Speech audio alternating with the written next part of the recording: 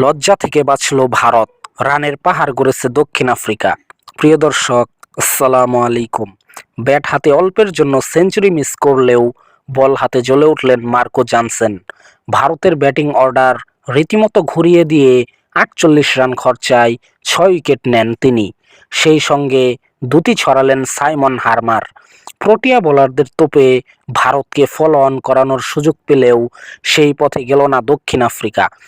আবারও ব্যাটিংয়ে নেমে ভারতের সামনে রানের পাহাড় গড়ছে সফরকারীরা। গুয়াহাটি টেস্টে ভারতকে প্রথম ইনিংসে ২০১ রানে থামিয়ে দিয়ে ২৮৮ রানের লিড পেয়েছে প্রোটিয়ারা। পরে আবার ব্যাটিংয়ে নেমে কোনো উইকেট না হারিয়ে ২৬ রান নিয়ে তৃতীয় দিন শেষ করেছে তারা। টেম্বা ভুমার দল এগিয়ে ৩১৪ রানে। ভারতের মাটিতে প্রথম ইনিংস শেষে এর চেয়ে বেশি লিড পেয়ে প্রতিপক্ষকে ফলো অন না করানোর নজির আছে একটি।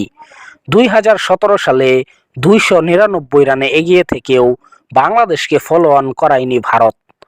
ইডেনে ভারতকে ২.৫ দিনে হারানোর পর গুয়াহাটিতে টস জিতে প্রথমে ব্যাট করতে নেমে সেনুরান মুথুসামির প্রথম সেঞ্চুরি ও মার্কো জানসেনের নার্ভাস ৯০-তে ভারতের বিপক্ষে সিরিজের দ্বিতীয় ও শেষ টেস্টের প্রথম ইনিংসে ৪৮৯ রানের বড় সংগ্রহ পেয়েছিল দক্ষিণ আফ্রিকা।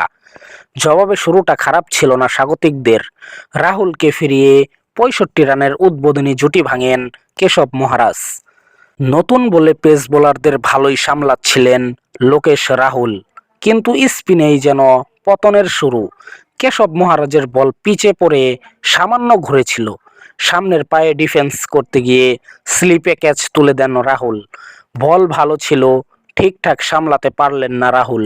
একমাত্র যশস্বী জয়সওয়ালকেই যা একটু সাবলীল দেখাচ্ছিল। অর্ধশত রান করেও খেলেছিলেন সেই তিনিও ৫৮ রানের মাথায় সাইমন হারমানের বলে বাউন্সি সামলাতে পারলেন না। শট খেলতে গিয়ে ক্যাচ দিয়ে ফেরেন তিনি। এরপর আর কেউ দাঁড়াতে পারেননি।